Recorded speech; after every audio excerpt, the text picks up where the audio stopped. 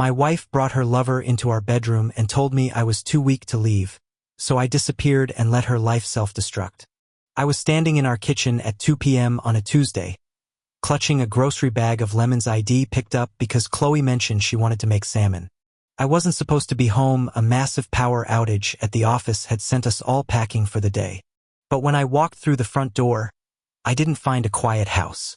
I found a pair of men's boots that weren't mine sitting by the coat rack.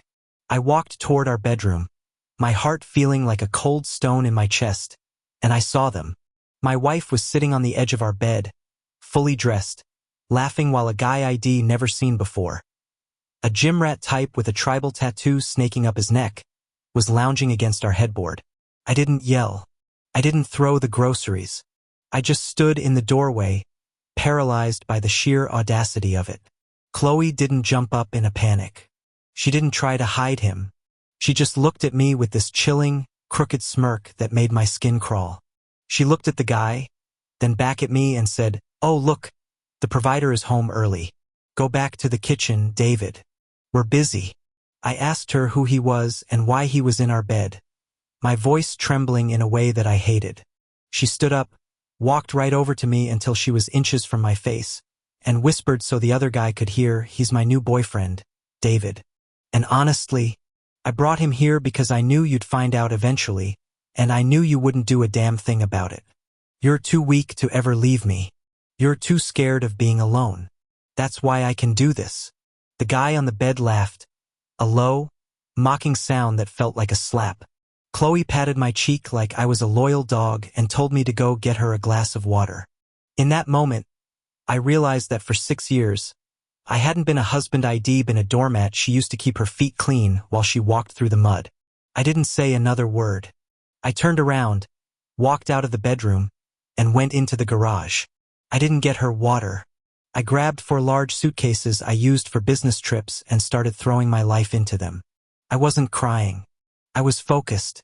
I took my passport, my birth certificate, my laptop, and every piece of clothing I actually cared about. I moved with a silence that felt like a weapon. I heard them laughing in the bedroom, the sound of the door closing, the muffled music they turned on. They really thought I was in the kitchen, weeping over the lemons.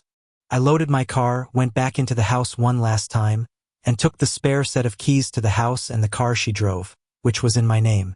I also took the router for the internet and the power cords for the TVs. It was petty, but I wanted her to feel the darkness the second I was gone. I drove to a hotel 10 miles away, sat on the edge of the bed, and called my brother, who is a high-stakes divorce attorney. I told him everything. I told him I wanted the house sold, the accounts frozen, and the car repossessed by the end of the week.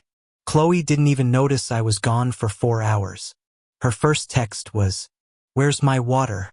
Stop throwing a tantrum and come fix the Wi-Fi." I didn't reply. I blocked her. Then came the calls from her mother, then her friends, all of them telling me I was being dramatic and that couples go through rough patches.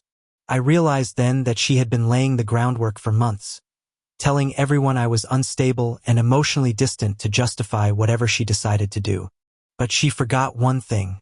I held the keys to the kingdom. I stopped paying the lease on her luxury SUV the next morning. I called the landlord of our rental house, who happened to be an old friend of mine, and told him I was breaking the lease and moving out immediately.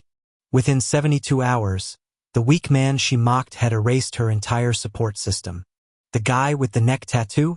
He was gone the moment the Wi-Fi cut out and the fridge stopped being stocked with premium beer.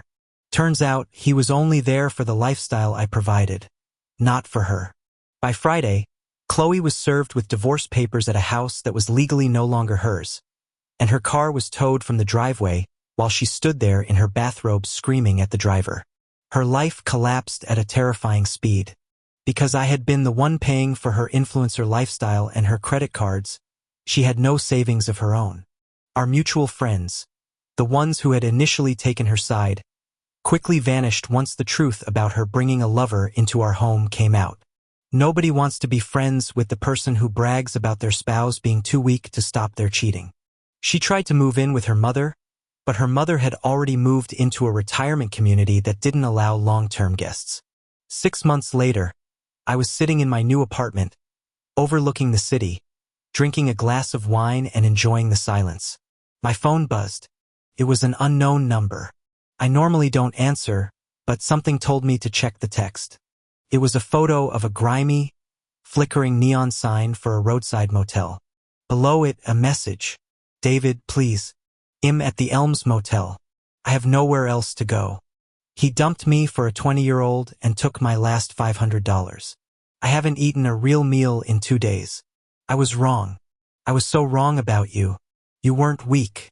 You were the only thing keeping me alive. Please come get me. I looked at the message for a long time. I thought about that smirk in the kitchen. I thought about the way she patted my cheek while her boyfriend laughed at my dignity. I didn't feel angry. I didn't even feel triumphant. I just felt a profound sense of nothingness. I typed out a single sentence. I told you I was too weak to stay, so I guess I'm too weak to help. I blocked the new number, put my phone face down on the table, and went back to my wine. The weak man was long gone, and the woman at the motel was just a ghost haunting a story I had already finished writing.